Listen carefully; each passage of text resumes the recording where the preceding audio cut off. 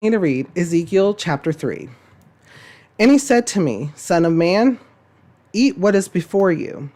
Eat this scroll. Then go and speak to the house of Israel. So I opened my mouth, and he gave me the scroll to eat. Then he said to me, Son of man, eat this scroll I am giving you, and fill your stomach with it. So I ate it, and it tasted as sweet as honey in my mouth. He then said to me, Son of man, go now to the house of Israel and speak my words to them.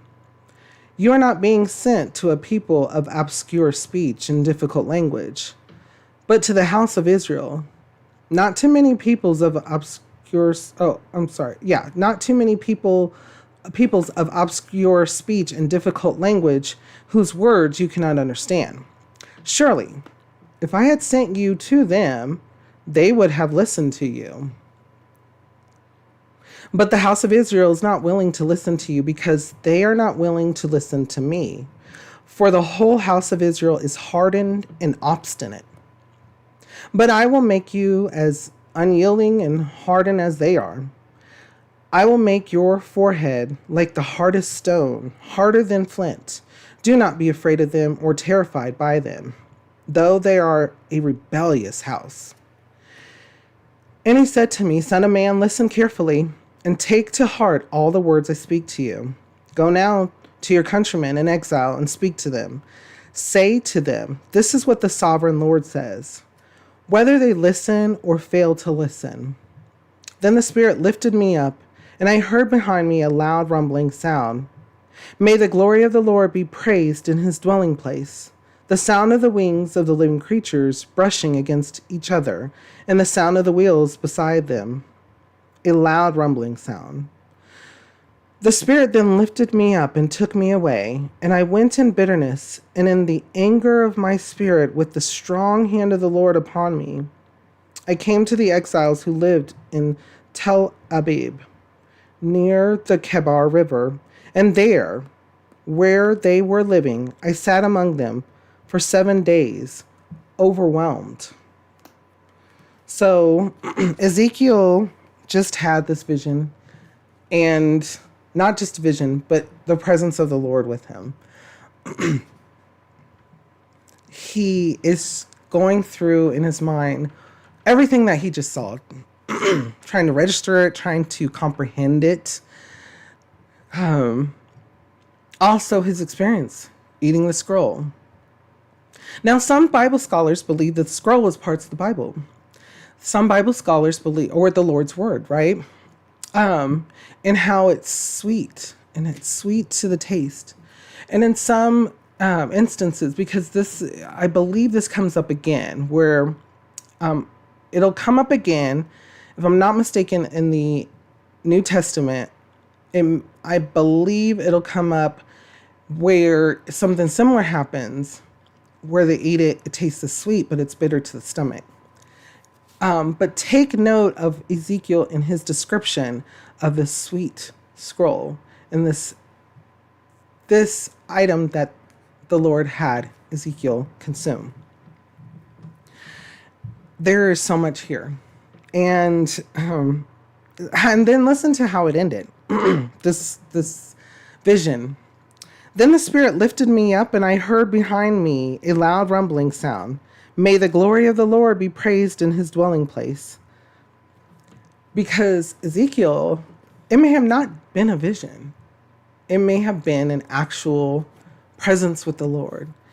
He was transported and seeing these awesome creatures, seeing this awesome place, seeing the glory of the Lord, falling down prostrate, just all out.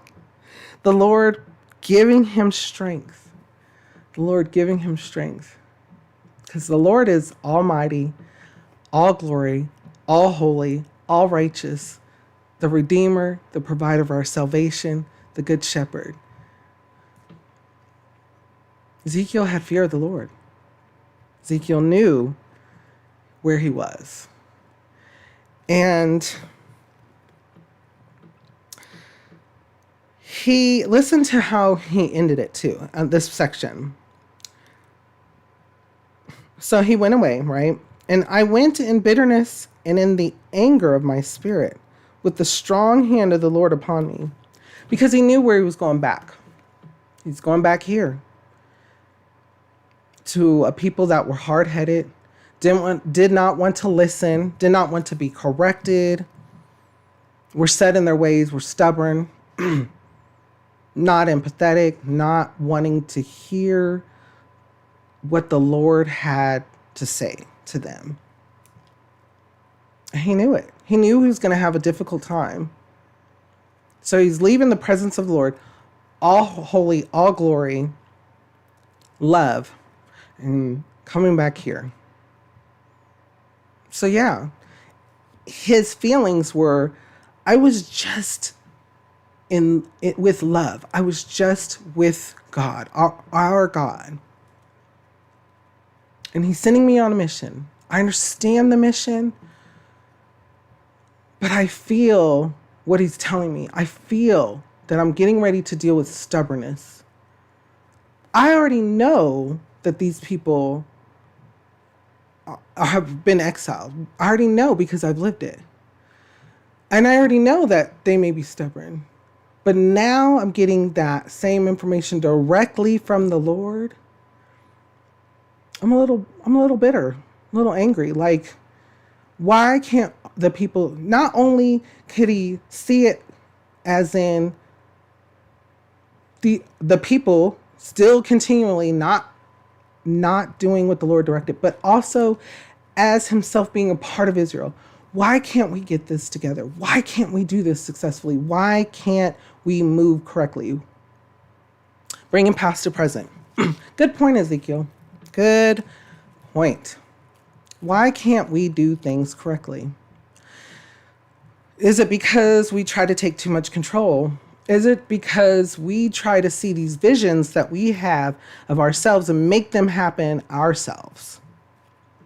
Is it that we are so into our drive that we don't care what happens along the way, including what happens to others?